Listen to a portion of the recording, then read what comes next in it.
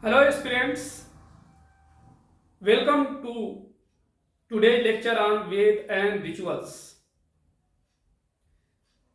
This topic part of UPSC Civil Services examination as well as State PCS, GS Mains Paper 1, Art and Culture.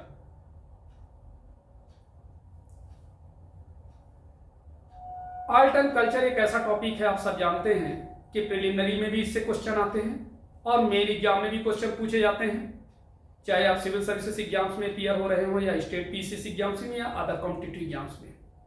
इसलिए इस lecture को आप गंभीरता से सुने।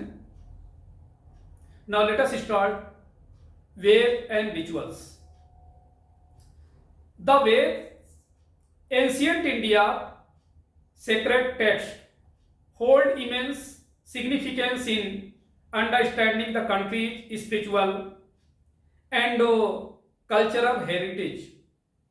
Among the four primary Veds, Rig Veda, Samveda and Yajurveda were integral to public ritual, while the Atharva Veda is too distinct. But why was the Atharva Veda excluded from the primary Vedic canon and public rituals?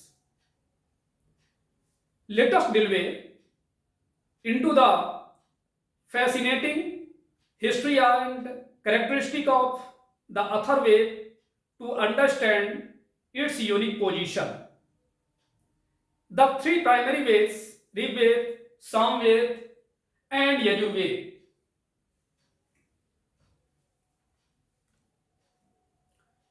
when we talk about the Veda, we have to differentiate between Vedic poetry, Vedic prose and Vedic philosophy. Vedic poetry is the oldest part of the Veda, which is over 3000 years old. Vedic prose came later and was followed by Vedic philosophy. They were transmitted only by Brahmin families and put down in writing less than 2000 years ago. Vedic poetry or mantra exists as a collection or Sangita. The Rig Sangita are the oldest collection of Vedic poetry. There are about 1000 poems divided into 10 books or mandals. 90% of these are invocations to gods who live in the sky, invited to a meal in exchange for which the host asks for success in worldly matters, such as having children, health, victory in battle, and so forth.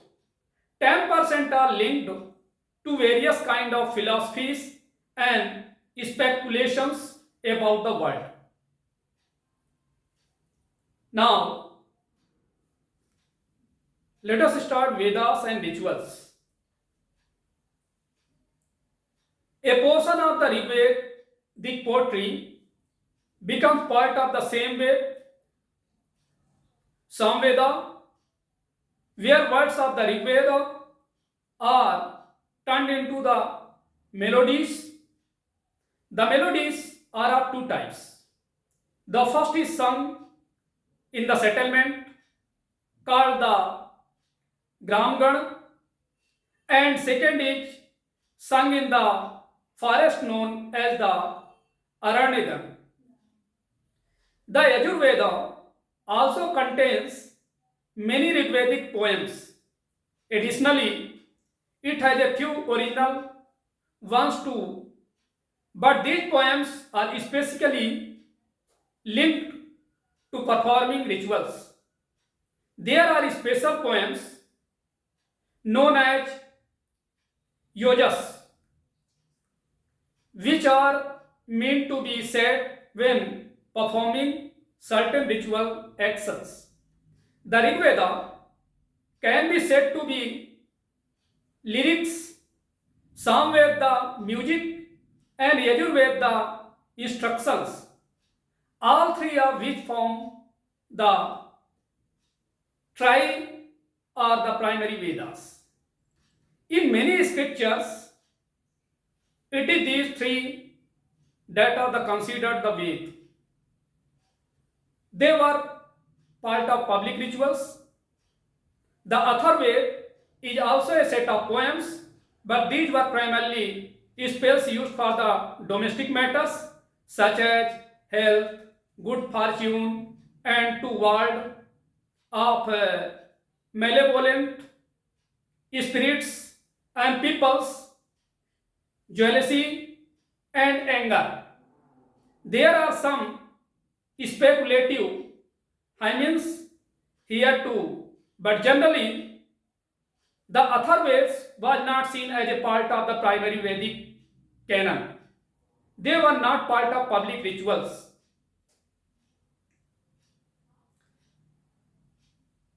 Next is Brahmans and Aranyaks.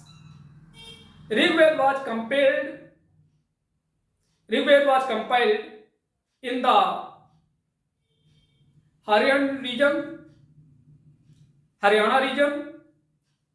The other Vedas were composed in the Ganga Yamuna basin east of the river Gandak, while Rigveda refers to a nomadic pastoral people. The Yajurveda refers to the people establishing farms and living a settled life, moving eastwards. Over time, prose started being written. These were known as the Brahmans and Aranyas, which were meant to perform large congregational ceremonial rituals related to kinship. Aranyak means forest steps or of rituals performed outside the village. Brahmans are prose steps of rituals. The rituals were performed alternately on full moon days and new moon days, or they were performed even 4 months to mark the end of pre-monsoon period. The monsoon period and the post-monsoon period, they were also related to the king's coronations and annual rituals to increase the king's power. These were gradually documents in the Sulba Sutras. However, these started losing value after 500 BCE when Buddhism arose the eastern part of the India.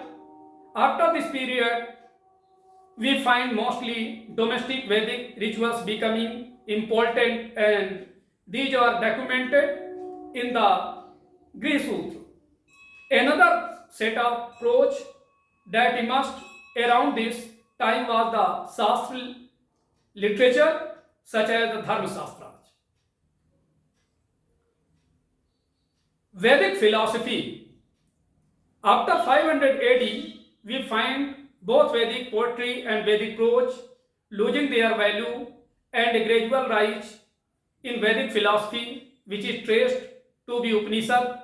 Seen from the present lens, we know that there were different Vedic schools across India, each one focused on one poetry book, either the Rig Veda, Samveda, or the Yajurveda. Each of these has a prose text and a philosophy or Upanishads.